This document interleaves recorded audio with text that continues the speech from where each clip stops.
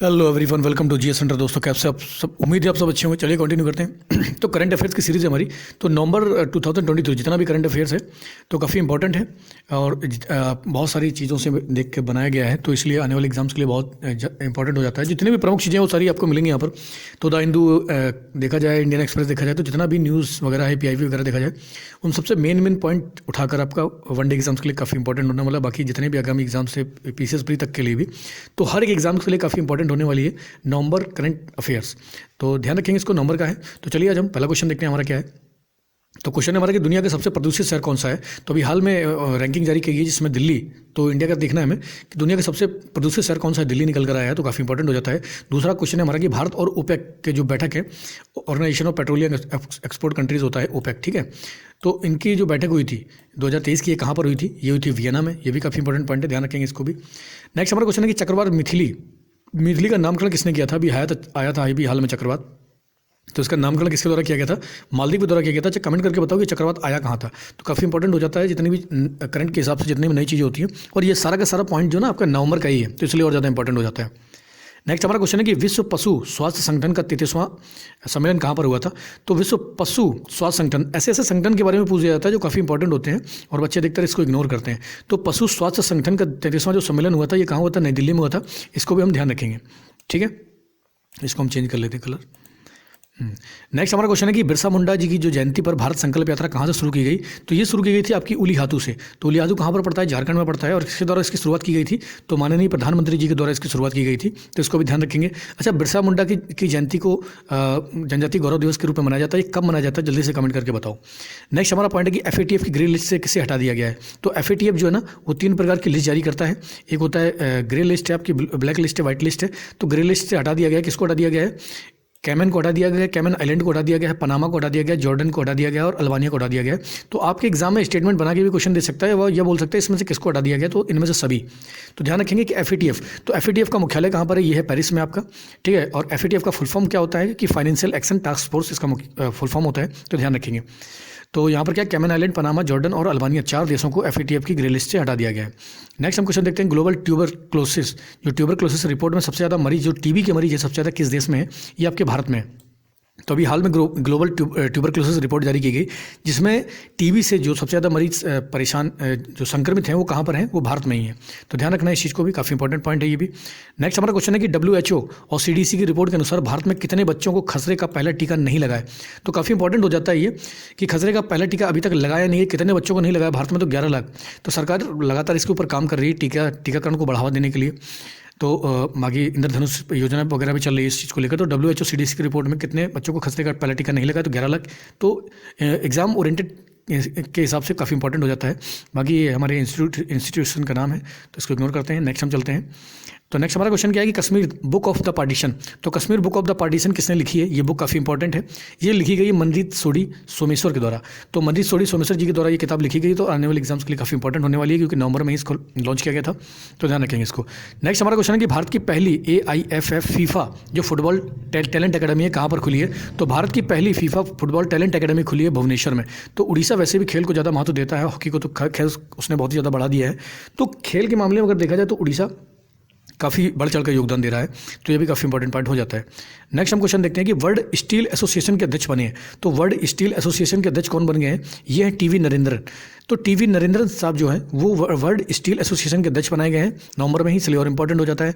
Next हमारा उस question है कि क्यूबसैट सैटेलाइट लॉन्च किया गया। तो क्यूबसैट सैटेलाइट किसके द्वारा लॉन्च किया गया? तो अलीगढ़ मुस्लिम यूनिवर्सिटी ने ये इसको बनाया है, ठीक है। उत्तर प्रदेश की अलीगढ़ मुस्लिम यूनिवर्सिटी है, उसके द्वारा इसको बनाया गया है। बाकी ध्यान रखेंगे तो क्यूबसैट का बनाने का काम किसने किया? बाकी लॉन्चिंग काम तो शुरू ही करता है, लेकिन बनाया किसके द्वारा गया था? ये बनाया गया था AMU के द्वारा। नेक्स्ट हमारा क्वेश्चन है कि एशियाई तीरंदाजी चैंपियनशिप में भारत ने कितने पदक जीते?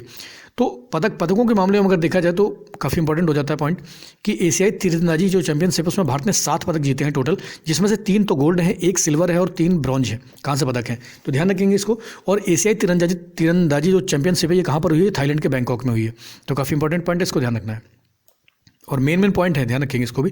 प्रोजेक्ट कुश, तो प्रोजेक्ट कुशा किसके द्वारा शुरू किया गया है? ये शुरू किया गया है DRDO के द्वारा। काफ़ी इंपॉर्टेंट हो जाता है, अगर किसी को पता हो प्रोजेक्ट कुशा के बारे में तो जल्दी से कमेंट करके बताओ। नेक्स्ट हमारा कि फाइड महिला ग्रैंड प्रिक्स, तो फाइड की महिला जो ग्रैंड प्रिक्स किसने जीती है? ये R वैशाली ने जीती है, तमिलनाडु राज्य से बिलोंग करती हैं, तो इसको भी ध्यान रखेंगे। नेक्स्ट हमारा पॉइंट है हमारा कि रैडो, जो रैडो कंपनी है उसके रैडो का ब्रांड एम्बेसडर किससे बनाया गया है, तो ये बनी कैटरीना कैफ। तो राडो कंपनी आपकी घड़ी वड़ी वो बनाने काम करती है, तो इसका जो ब्रांड एम्बेसडर बना दिया गया है कैटरीना कैफ को बना दिया गया है, ध्यान रखेंगे इसको। इनकोर ऐप किसके द्वारा लॉन्च किया गया है, ये किया गया निर्वाचन आयोग के द्वारा। तो जो भी लॉन्चिंग होती है, नई लॉन्चिंग होती है, नई चीज़ बनती है, तो ये एग्जाम पॉइंट ऑफ व्यू से काफ़ी इंपॉर्टेंट हो जाती है, इसको भी ध्यान रखेंगे। तो इनकोर ऐप जो बनाया गया है ये निर्वाचन आयोग के द्वारा बनाया गया है।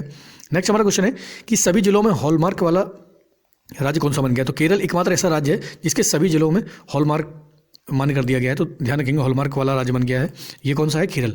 तो काफ़ी इंपॉर्टेंट पॉइंट हो जाता है। नेक्स्ट हमारा क्वेश्चन है कि भारत में सबसे अधिक सड़क दुर्घटना कहाँ पर होती है, तो ये आपकी उत्तर प्रदेश में होती है। तो भारत में सबसे अधिक सड़क दुर्घटना कहाँ होती है, उत्तर प्रदेश में। नेक्स्ट है आपका तमिलनाडु, तीसरे नंबर पर महाराष्ट्र। तो अभी हाल में रिपोर्ट जारी की गई गृह मंत्रालय द्वारा, जिसमें इसमें बताया गया कि सबसे ज़्यादा जो सड़क दुर्घटनाएं होती हैं वो होती हैं उत्तर प्रदेश में, दूसरे नंबर पर तमिलनाडु, तीसरा है महाराष्ट्र। तो ये भी ध्यान रखेंगे। सीबीएसई ने अपना नया कार्यालय कहाँ पर खोल दिया है, तो CBSE central board of secondary education ने अपना जो कार्यालय है वो कहाँ खोल दिया है, यूएई में खोल दिया है। तो ये भी काफ़ी इंपॉर्टेंट पॉइंट है, इसको भी ध्यान रखेंगे। तो यूएई में आपका सीबीएसई ने क्या खोल दिया है, एक नया कार्यालय खोल दिया है। नेक्स्ट हमारा क्वेश्चन है कि उत्तराखंड हाईकोर्ट की मुख्य न्यायाधीश कौन बन गई है, ये बनी है ऋतु बाहरी। तो ऋतु बाहरी को उत्तराखंड हाईकोर्ट के मुख्य न्यायाधीश बना दिया गया है, तो पॉइंट इंपॉर्टेंट है, ध्यान रखो इसको। और अगला है हमारा कि बन्नी महोत्सव कहाँ पर हुआ, तो बन्नी महोत्सव मनाया जाता है आंध्र प्रदेश में, ये भी काफ़ी इंपॉर्टेंट पॉइंट है। केरल ज्योति पुरस्कार किसको दिया गया है, ये टी पद्मनाभन को दिया गया है, केरल ज्योति पुरस्कार। तो जितने भी क्वेश्चन आपको मिलेंगे सब एग्जाम ओरिएंटेड होंगे, कि एग्जाम में आने वाले, क्योंकि इंपॉर्टेंट पॉइंट यहाँ पर लिए गए हैं। नेक्स्ट हमारा क्वेश्चन है कि सीबीआई के जॉइंट डायरेक्टर बनाए गए हैं, कौन बनाए गए, प्रवीण मधुकर पवार। तो प्रवीण मधुकर पवार को बनाया गया है सीबीआई का जॉइंट डायरेक्टर, तो ध्यान रखेंगे इसको भी। EH2165 पहली फ्लाइंग टैक्सी बनी है, तो ध्यान रखेंगे कि उड़ने वाली टैक्सी बन गई है। और किसने बनाया है इसको, चाइना ने बनाया है, और ये पहली उड़ने वाली टैक्सी बन गई, जिसका नाम क्या है, EH2165। एग्जाम में आ सकता है बिल्कुल। नेक्स्ट हमारा क्वेश्चन है कि सिग्नस लूप का अध्ययन शुरू करने के लिए नासा ने कौन सा मिशन लॉन्च किया है। अब सिग्नस अध्ययन क्या है, धूल की जो बादल होते हैं उन्हीं के बारे में अध्ययन शुरू करने के लिए नासा ने एक मिशन लॉन्च किया है, इन्फ्यूज़। तो नाम उसका इन्फ्यूज़ मिशन है, ध्यान रखेंगे। एग्जाम में ये भी दे सकते हैं कि इन्फ्यूज़ मिशन किसके लिए शुरू हुआ है, तो सिग्नस जो लूप है उसका अध्ययन करने के लिए। तो ये भी एग्जाम पॉइंट ऑफ व्यू से काफ़ी इंपॉर्टेंट हो जाता है। नेक्स्ट हमारा क्वेश्चन है कि भारत में 100% FDI प्राप्त पहली रक्षा कंपनी कौन सी बन गई है, तो 100% FDI प्राप्त वाली जो पहली रक्षा कंपनी बन गई, साब। तो साब जो है कहाँ की कंपनी है, ये स्वीडन की है, और ये एक फाइटर प्लेन भी बनाते हैं जिसका नाम ग्रिपेन है, तो इसलिए और ज़्यादा इंपॉर्टेंट हो जाता है। नेक्स्ट हमारा क्वेश्चन है कि ब्रिटिश इंड्योरेंस चैंपियनशिप किसने जीती है, तो ब्रिटिश इंड्योरेंस चैंपियनशिप जीती है आपकी हुमैरा मुश्ताक ने। तो हुमैरा मुश्ताक ने इसको जीता है, और ये कहाँ के हैं, जम्मू एंड कश्मीर के हैं, तो इसको भी हम ध्यान रखेंगे, ठीक है। नेक्स्ट हमारा क्वेश्चन है कि विश्व निमोनिया दिवस, तो जितने भी दिवस हैं ये आपके ये सब नवंबर में ही थे, तो इसलिए और ज़्यादा इंपॉर्टेंट हो जाता है। तो विश्व निमोनिया दिवस कब मनाया गया, ये 12 नवंबर को मनाया गया है। इसकी थीम क्या थी, एवरी ब्रीथ काउंट, तो हर एक ब्रीथ काउंट की जाएगी, तो ये निमोनिया दिवस की थीम है, इसको ध्यान रखेंगे। अगला हमारा कि विश्व शैक्षिक पुरस्कार किसे दिया गया है, ये दीप होना चाहिए यहाँ पर, दीप नारायण नायक। तो दीप नारायण नायक जी को विश्व शैक्षिक पुरस्कार दिया गया है, तो ये भी काफ़ी इंपॉर्टेंट है। अगला हमारा क्वेश्चन है कि भारतीय महिला क्रिकेट टीम के कोच कौन बनाए गए हैं, तो भारतीय महिला क्रिकेट टीम के जो कोच बने हैं इनका नाम है अमोल मजूमदार। तो अमोल मजूमदार जी को भारतीय महिला क्रिकेट टीम का कोच बनाया गया है। नेक्स्ट है कि खाद्य सुरक्षा सूचकांक में प्रथम राज्य कौन सा है, तो खाद्य सुरक्षा सूचकांक में जो प्रथम राज्य है ये है आपका केरल, ठीक है। खाद्य सुरक्षा के मामले में केरल टॉप पर है। छोटे राज्यों में अगर देखा जाए तो गोवा टॉप पर है, केंद्र शासित प्रदेश में देखा जाए तो जम्मू कश्मीर टॉप पर है, ठीक है, इसको ध्यान रखेंगे। अगला हमारा क्वेश्चन है कि सुल्तान जौहर कप में जो स्वर्ण जीता है किसने जीता है, जर्मनी ने जीता है, ठीक है। और इसमें कांस्य पदक किसने जीता है, भारत ने। तो भारत के बारे में ध्यान रखेंगे, भारत ने कौन सा पदक सुल्तान जौहर कप में जीता है, तो कांस्य पदक जीता है। बाकी अगर स्वर्ण की बात करें तो जर्मनी ने जीता है, ठीक है, ध्यान रखेंगे। सुल्तान जौहर कप आपका कहाँ होता है, मलेशिया वगैरह में। नेक्स्ट हमारा क्वेश्चन क्या है, नेक्स्ट हमारा क्वेश्चन है कि प्रोजेक्ट डॉल्फिन शुरू किया गया है। तो प्रोजेक्ट डॉल्फिन किसके द्वारा शुरू किया गया है, डॉल्फिन की सुरक्षा के लिए, उनको उत्पादन मतलब उनकी जो बढ़ोतरी के लिए शुरू किया गया तमिलनाडु के द्वारा। नाबार्ड के डिप्टी MD बने, मैनेजिंग डायरेक्टर कौन बनाया गया, डिप्टी ये है गोवर्धन रावत और अजय सूद को बना दिया गया है नाबार्ड का डिप्टी डायरेक्टर, ठीक है। आर्टिफिशियल इंटेलिजेंस जिसका नाम क्या है, बीरबल। तो AI बीरबल को किसने लॉन्च किया, तो चंडीगढ़ ने अपना खुद का AI बीरबल लॉन्च कर दिया है, ये भी इंपॉर्टेंट है। लाइबेरिया के नए राष्ट्रपति कौन बनाए गए, ये हैं जोसेफ बोकाई। तो जोसेफ बोकाई जो है ना ये लाइबेरिया के नए राष्ट्रपति बन गए हैं, तो ध्यान रखेंगे, जो क्योंकि नवंबर में ये बने हैं तो इसलिए और ज़्यादा इंपॉर्टेंट हो जाता है कि लाइबेरिया के नए राष्ट्रपति कौन बन गए, जोसेफ बोकाई। नेक्स्ट हमारा कि आसियान और बाजरा महोत्सव, तो आसियान बाजरा महोत्सव कहाँ पर हुआ है, ये जकार्ता में हुआ है, इंडोनेशिया में, तो इसको भी ध्यान रखेंगे, एग्जाम पॉइंट ऑफ व्यू से काफ़ी इंपॉर्टेंट है। नेक्स्ट हमारा कि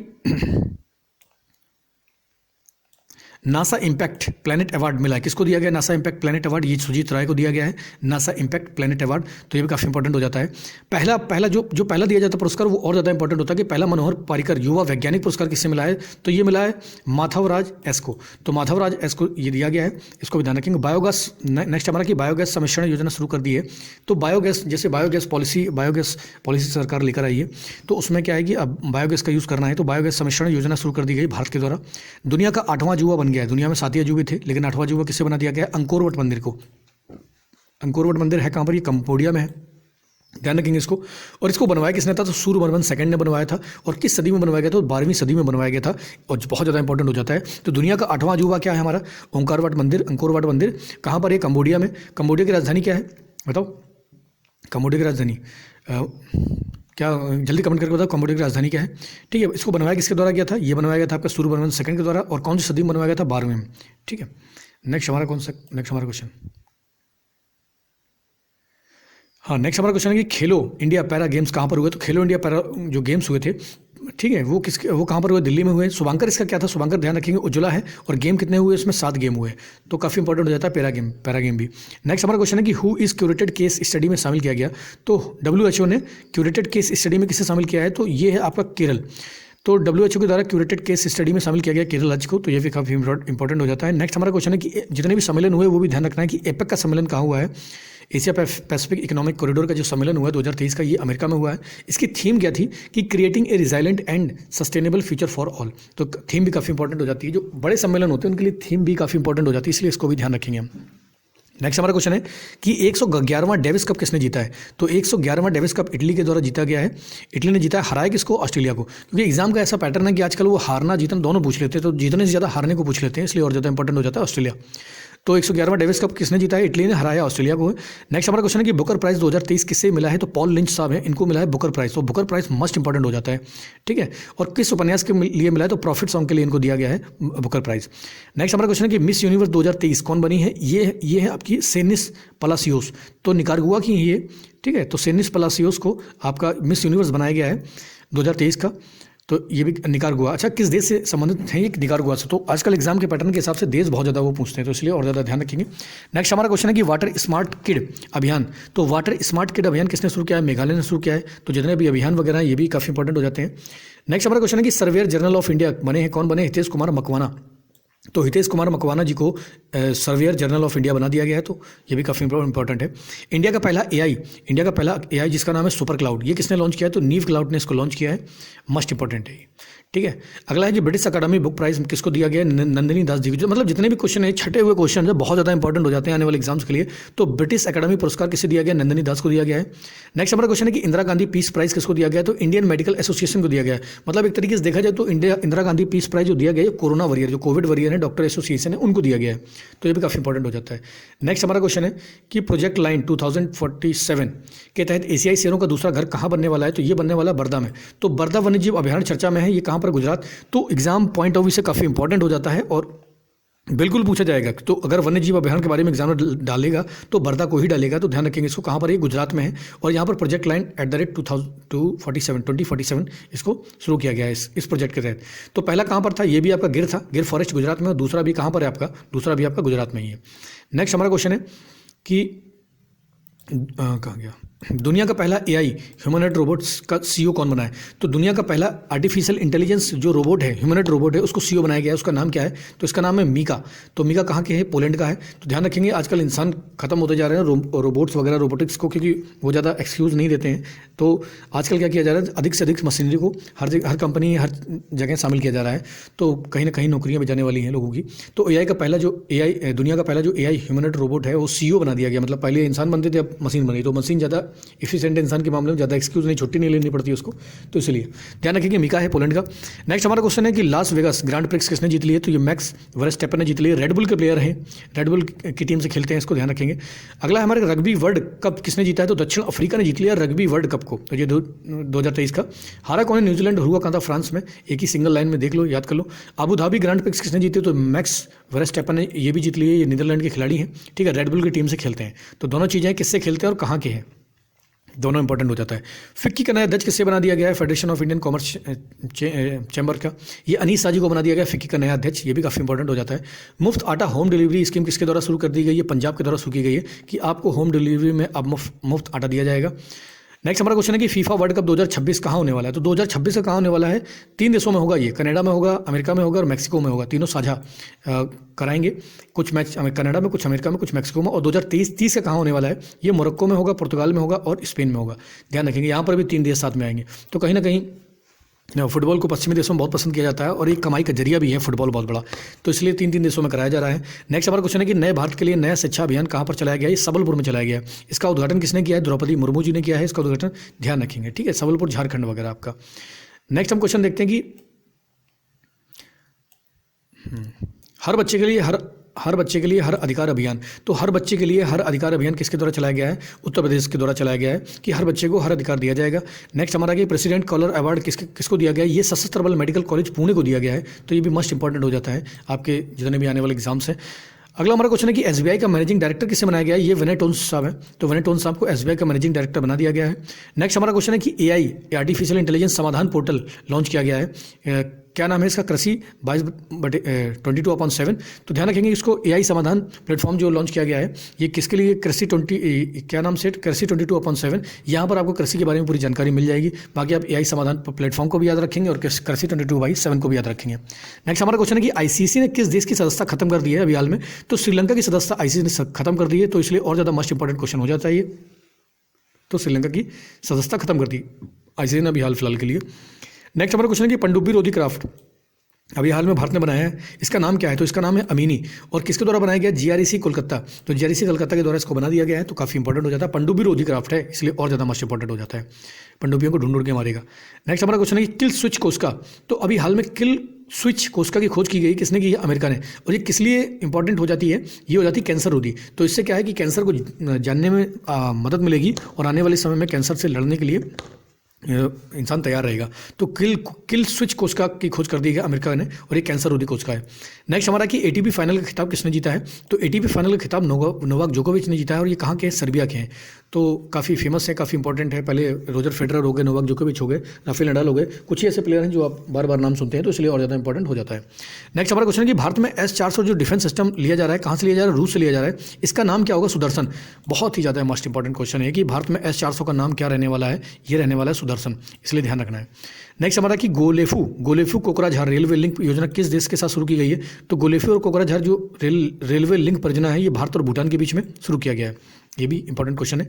अगला हमारा कि वैश्विक बोगोटा घोषणा संबंधित है, तो वैश्विक ग्लोबल बोगोटा घोषणा जो है ना, ये किससे संबंधित है? ये रिवर डॉल्फिन को बचाने की घोषणा है। इसमें कुल कितने देश साथ में आ रहे हैं? तो कुल 11 देश साथ में आ रहे हैं। और कौन कौन से देश आ रहे हैं? तो बांग्लादेश से, आपके ऑप्शन में भी दे सकता है कि इनमें से कौन सा देश नहीं है, तो ध्यान रखेंगे बांग्लादेश है, बोलीविया है, ब्राज़ील है, कंबोडिया है और कोलंबिया है, इक्वाडोर है, भारत है, पाकिस्तान है, पेरू है और वेनेजुएला है और नेपाल है। तो कुल मिला के 11 देश ऐसे हैं जो साथ में मिलकर काम कर रहे हैं। तो एग्जाम में दे सकता है कि वैश्विक बोगोटा घोषणा किससे संबंधित है? तो ये रिवर डॉल्फिन को बचाने से संबंधित है। कुल कितने देश आ रहे हैं? तो 11 देश हैं, बाकी आप देख सकते हैं इसमें। नेक्स्ट हमारा क्वेश्चन है कि निसार लॉन्च होगा, तो निसार कब लॉन्च किया जाएगा? नासा और इसरो का मिशन ये 2024 के एंड तक या शुरुआत तक लॉन्च हो सकता है। नेक्स्ट हमारा क्वेश्चन है कि एजू थाचन पुरस्कार मिला है, किसको मिला है? तो SK वसंथन को दिया गया है एजू थाचन पुरस्कार, काफ़ी इंपॉर्टेंट हो जाता है। गुनिंग पडांग पिरामिड, अभी हाल में एक पिरामिड खोजा गया है, ये कहाँ पर मिला है? ये मिला है जावा द्वीप में, तो जावा द्वीप में एक नया पिरामिड मिल गया है जिसका नाम क्या है? गुनिंग पडांग, तो ये भी मोस्ट इंपॉर्टेंट है। अभी हाल में एक चाय को जीआई टैग दिया गया जिसका नाम है बेरीनाग, तो बेरीनाग चाय को जीआई टैग दिया गया है। तो बेरीनाग चाय कहाँ की? उत्तराखंड की है। दुनिया के सबसे फास्ट इंटरनेट किस देश में यूज़ होता है? तो चाइना में यूज़ होता है, तो ध्यान रखेंगे टॉप पर फास्ट इंटरनेट यूज़ करने के मामले में चाइना टॉप पर है। SBI ने योनो ऐप लॉन्च कर दिया है, तो SBI का योनो ऐप आता है, जो SBI यूज़र है उन्हें तो पता होगा कि SBI ने अपना खुद का योनो ऐप लॉन्च कर रखा है, लेकिन ये इंडिया के साथ साथ किस देश में और लॉन्च कर दिया गया है? तो योनो ऐप आपका सिंगापुर और अमेरिका में भी लॉन्च कर दिया गया है। ये और मोस्ट इंपॉर्टेंट क्वेश्चन हो जाता है हमारा, ठीक है। अगला है कि हमारा WHO ने वैश्विक स्वास्थ्य खतरा घोषित किया है, तो किसको? WHO ने वैश्विक स्वास्थ्य खतरा घोषित कर दिया है अकेलेपन को, कि जो लोग अकेले रहते हैं ये भी कहीं ना कहीं एक तरीके से स्वास्थ्य बीमारी जो अकेला रहना पसंद करते हैं, क्योंकि आप 4 लोगों में बैठेंगे तो आप नई चीज़ें सीखते हैं, पसंद करते हैं, लेकिन अगर आप अकेले बैठते हैं तो कहीं ना कहीं वो आपके हेल्थ के लिए भी नुकसानदायक हो सकता है। तो मोस्ट इंपॉर्टेंट क्वेश्चन हो जाता है कि वैश्विक स्वास्थ्य खतरा किससे घोषित कर दिया? अकेलेपन को। अगला हमारा कि US हाउस ऑफ रिप्रेजेंटेटिव किसे बना दिया गया है? तो माइक जॉनसन को बना दिया गया है United state house of representative. अगला हमारा क्वेश्चन है कि पहला एआई सुरक्षा सम्मेलन कहाँ पर हुआ है? तो आर्टिफिशियल इंटेलिजेंस जितनी तेजी से बढ़ रहा है उतनी तेजी से लोगों के मन में आशंकाएं भी उत्पन्न हो रही है कि पता नहीं, ऐसा तो नहीं कि कहीं आगे चल के एआई हमारे ऊपर रूल करने लगे। तो सुरक्षा सम्मेलन का जो पहला सम्मेलन हुआ है ये कहाँ हुआ है? लंदन में। और इसमें घोषणा पत्र भी आया है जिसको बोलते हैं ब्लेचली। तो ब्लेचली घोषणा पत्र आया है और 28 देशों ने इसमें भाग लिया था। तो मोस्ट इंपॉर्टेंट हो जाता है कि एआई का पहला सुरक्षा सम्मेलन लंदन में हुआ है और इसमें कौन सा घोषणा पत्र जारी किया गया था? तो ब्लेचली। ठीक है, नेक्स्ट हमारा क्वेश्चन है ये केनेथ बोल्डिंग। तो केनेथ बोल्डिंग अवार्ड जो दिया गया है ये किसने दिया है? ये बीना अग्रवाल जी को दिया गया है। ठीक है, केनेथ बोल्डिंग अवार्ड बीना अग्रवाल जी को दिया गया है। अगला हमारा क्वेश्चन है कि पराली के विपरीत धान की फसल विकसित हुई। तो धान की नई फसल आई जिसका नाम क्या है? पूसा 2090। तो पूसा 2090 नई फसल आई है। किसकी फसल है? धान की। तो एग्जाम में दे सकते हैं कि पूसा 2090 क्या है, यह धान की नई फसल क्या है जो पराली का ऑप्शन हो सकती है, क्योंकि उसमें ज़्यादा आपको पराली स्वतः ही डिग्रेडेबल हो जाएगी, तो पराली ज़्यादा नहीं बनेगी, पराली नहीं बनेगी। तो ये है पूसा 2090। नेक्स्ट हमारा क्वेश्चन है कि सूरजमुखी कार्यक्रम किसने शुरू किया है? तो आईजीआई एयरपोर्ट ने शुरू किया है सूरजमुखी कार्यक्रम को। ये दिव्यांग व्यक्तियों के लिए है। तो दिव्यांग व्यक्तियों को ज़्यादा से ज़्यादा सुविधा मुहैया कराने के लिए क्या शुरू किया गया है? सूरजमुखी कार्यक्रम को शुरू किया गया है। नेक्स्ट हमारा क्वेश्चन है कि स्कॉटिया बैंक गिलर जो प्राइज़ है, स्कॉटिया बैंक गिलर प्राइज़ है, ये किसको मिला है? ये सारा बर्नस्टीन को दिया गया है। ये भी ध्यान रखेंगे। स्काई डाइविंग करने वाली पहली भारतीय महिला कौन बन गई? ये बन गई शीतल महाजन। तो शीतल महाजन स्काई डाइविंग करने वाली पहली महिला बन गई हैं और ये 21,500 फीट की ऊंचाई से इन्होंने छलांग लगाई है और काला पत्थर चोटी पर उतरी हैं और इनको पद्मश्री दिया गया था 2001 में। तो ये भी ध्यान रखेंगे। ठीक है, काला पत्थर। अच्छा, काला पत्थर चोटी कहाँ पर है ये कमेंट करके बताओ। अभी हाल में नॉर्डिक ओपन 2023 जीत लिया है। किसने जीत लिया है? गायल मोनफिल्स ने जीत लिया है। फ्रांस के हैं ये। और किसको हराया है? तो पावेल कोटिच को हराया है, ये रूस के हैं। तो नॉर्डिक ओपन काफ़ी इंपॉर्टेंट है, इसको भी ध्यान रखेंगे। नेक्स्ट हमारा क्वेश्चन है कि ISSF खेल जो हुए हैं ये कहाँ पर हुए हैं? तो ये हुए हैं आपके दोहा में, कतर में हुए हैं। दोहा कतर में खेले गए हैं ये 2023 के। गोल्ड किसने जीता है इसमें? तो फ्लोरियन पीटर जर्मनी के हैं जो इन्होंने गोल्ड जीत लिया है। सिल्वर किसने जीत लिया है? तो ली हुयोंग चाइना के हैं, तो इन्होंने जीता है। कांस्य किसने जीता है? अनीस भानवाला। तो भानवाला साहब को ध्यान रखना है क्योंकि ये ISSF खेल जो शूटिंग फेडरेशन होती है उसमें इन्होंने जीत लिया है क्या? कांस्य पदक, अनीस भानवाला। और ये कहाँ के हैं? भारत के हैं, तो इसको ध्यान रखना है। नेक्स्ट हमारा क्वेश्चन है कि एशियन पैरा गेम्स, जो एशियन पैरा गेम्स 2023 हुए हैं ये कहाँ पर हुए हैं? तो ये हुए हैं आपके पैरा गेम्स एशियाई, ये हुए हैं हांगजो में, चाइना में। कि टोटल कितने एथलीट इसमें भाग लिए हैं? 303 एथलीटों ने भाग लिया है। भारत के लिए क्यों इंपॉर्टेंट हो जाता है? क्योंकि भारत के यहाँ पर जो सुंदर सिंह गुर्जर है, तो सुंदर सिंह गुर्जर जी ने यहाँ पर 68.60 मीटर का भाला फेंका है। अगर ओवरऑल देखा जाए पैरा चैंपियनशिप में तो टॉप पर रहा है चाइना। चाइना ने कुल मिला के 521 मेडल जीते हैं जिसमें से 214 गोल्ड है, 167 सिल्वर है, 140 ब्रॉन्ज है। तो अगर भारत के बाद दूसरा ईरान है, तीसरा भारत है। भारत ने टोटल 29 गोल्ड जीते हैं, 31 सिल्वर है और 51 ब्रॉन्ज है, टोटल 111। तो 111 रुपये का प्रसाद चढ़ा के आ गए हैं एशियन गेम्स में, पैरा गेम्स में। ठीक है, इसलिए और ज़्यादा ध्यान रखेंगे। नेक्स्ट हम बात करिए, सब नवंबर में हुआ है इसलिए और ज़्यादा ध्यान रखना है। नेक्स्ट हमारा क्वेश्चन है कि 37th जो नेशनल गेम्स है, राष्ट्रीय गेम कहाँ पर हुआ? गोवा में हुए। शुभांकर देखते हैं इसका, तो शुभांकर मोगा था। कुल 36 गेम खेले गए इसमें। प्रोजेक्ट था वो था पेटीएम। नए खेल कौन कौन से जुड़े हैं? तो बीच फुटबॉल जोड़ा गया है, रोल बॉल को जोड़ा गया है, गोल्फ को जोड़ा गया, मार्शल आर्ट को जोड़ा गया है, नौकायन को, ताइक्वांडो को और कलरी पट्टू को जोड़ा गया है इसमें। तो ध्यान रखेंगे इसको।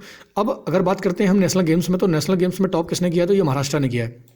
महाराष्ट्र ने कुल मिलाकर 80 गोल्ड जीते हैं, 69 सिल्वर जीते हैं और 79 ब्रॉन्ज जीते हैं। सर्विसेज दूसरे नंबर पर थी 66 गोल्ड के साथ, 27 सिल्वर और 33 ब्रॉन्ज के साथ। हरियाणा तीसरे नंबर पर था 62 गोल्ड के साथ और 55 सिल्वर के साथ और 75 ब्रॉन्ज के साथ। उत्तर प्रदेश का स्थान जो है ना आपका चौथा है, 11 गोल्ड थे, 24 आपका क्या था? 24 ब्रॉन्ज थे और 24 सिल्वर थे और 36 ब्रॉन्ज थे। तो यूपी वाले ध्यान रखेंगे, बाकी आप टॉप 3 याद रख ले। तो महाराष्ट्र ने टॉप किया है नेशनल गेम्स में। नेक्स्ट हम क्वेश्चन देखते हैं कि वर्ल्ड कप 2023 के बारे में। तो वर्ल्ड कप 2023 कहाँ पर हुआ? भारत में। कौन सा संस्करण था? ये 13वां संस्करण था।